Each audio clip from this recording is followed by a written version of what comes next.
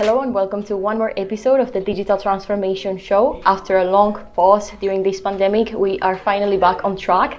And today I'm very happy and very glad to introduce to you Mark, the CEO of iPaper, also a company headquartered here in Aarhus, Denmark. So hello Mark. Hi there. How are you? I'm good, thanks. How is this pandemic affecting your company so far? So, well, it's bad for the world. It's kind of good for us. We've seen a lot of companies who traditionally use offline media. They have been forced to think alternatively.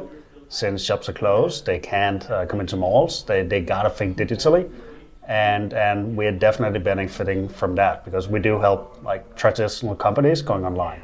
And we see this as a trend in the digital transformation world. Let's say other companies that are also working with digitalization have somehow benefited from the actual circumstances, right? Yeah. So before we go into the details, I would like to give our audience a general approach to what iPaper actually does. Sure. So we've been around for about 15 years, and mainly the business that we do is we take traditional offline media, so printed catalogs, weekly leaflets, and we digitize them. So we help companies put them online. We make them interactive so you can buy directly from these catalogs, whether you're putting stuff to a basket and checking out online, or especially in Latin America, we have a lot of companies doing direct selling. So we'll have consultants sharing these catalogs, and end consumers will add products to the basket and actually check them out over WhatsApp or similar like messaging application. You mentioned, Mark, that you've been in the market for 15 years, which is Yeah. quite impressive. A lot of the companies working on these fields are actually struggling to go through the first couple of years. So what's the secret? How have you been in the market for so long? So our story goes way back, and we started organically as the project of another company. This company was doing web consulting, and they struck upon gold, and they started creating some interactive brochures for some of their customers. And I became part of that. I was a freelancer for the first couple of years, and I pretty much helped them automate this whole process. So they already made these catalogs as part of the other company. I started automating it, and all of a sudden we had an interesting business. Fast forward a couple of years, and this business, iPaper, was separated from the original company, and iPaper was formed in 2008. And from there, we were kind of bootstrapped. Like, we already had an audience, we had a list of customers, we were making money, and we've grown slowly but organically since then. So for us, it was I wouldn't say an easy start, but it was a simple start. We didn't have to get funding. We were self-sufficient pretty quickly. And our main challenge has been in how to grow like faster and faster based on that start. Where are you standing today compared to where you were standing in 2008 in terms of business? How many customers do you have? Do you have a worldwide pool of customers? Where are you now? So I don't know the 2008 numbers just by heart, but back then we had customers in probably 2 or 3 countries. Most of it was based in Denmark because that's where we started out. And I think the number of customers was probably around 50 or so. Today we've got customers in 60 different countries all around the world. We've got more than 1,200 customers since 2008. So we've come quite a way since back then. Yeah, it sounds like. And you also mentioned a couple of times now that your growth has been mainly organic. Yeah. So how do you explain to the audience, how do you manage to grow so much organically? So you got to just expand upon what you're already doing. So you improve small bits, you iterate slowly. Just by improving a few percent again and again and again, you just put on top of the base that you already have.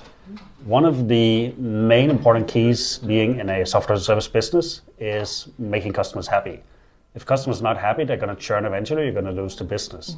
So you can sell just as much as you want, but if you don't succeed in making your customers satisfied and happy with what you're giving them, they're going to get out of business again. So we invest a lot in what we call customer success, customer care, simply making sure that our customers succeed when they come on board with iPaper. So we don't just sell them a product and let them do whatever they do. We got to help them all the way to their success and then continue helping them from there. And that means we've got a customer base that's slowly growing and not shrinking by itself.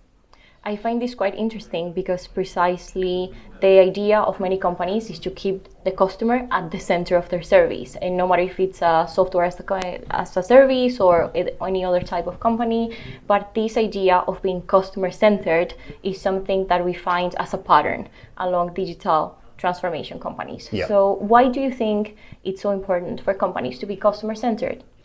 I think there's a trend in business in general where more and more business models are moving towards services. So back in the days, you would sell an hourly basis, you would sell projects, and meant as soon as you had delivered, the customer was gone. And you might pitch to them some other day, but pretty much as soon as you had delivered, you had no relation with the customer anymore.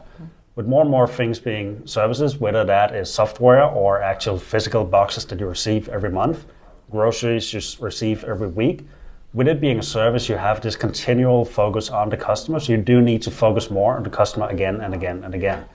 Any single bad result from a customer will mean that you lose the business. In the traditional world, if you had a single bad relationship with a customer, that customer might not come back again, but that's pretty much it. You didn't lose any kind of ongoing business with that customer. I see. So actually many people might not really know what software as a service is. It's a not too new industry, I would say, but it's also not common for many people. So how would you explain what it is, a software as a service?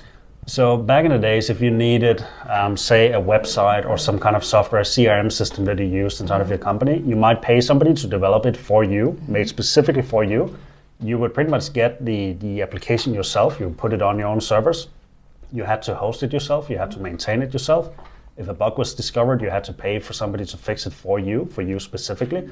And all of this obviously had a lot of costs, and it meant that you were the only one driving the change.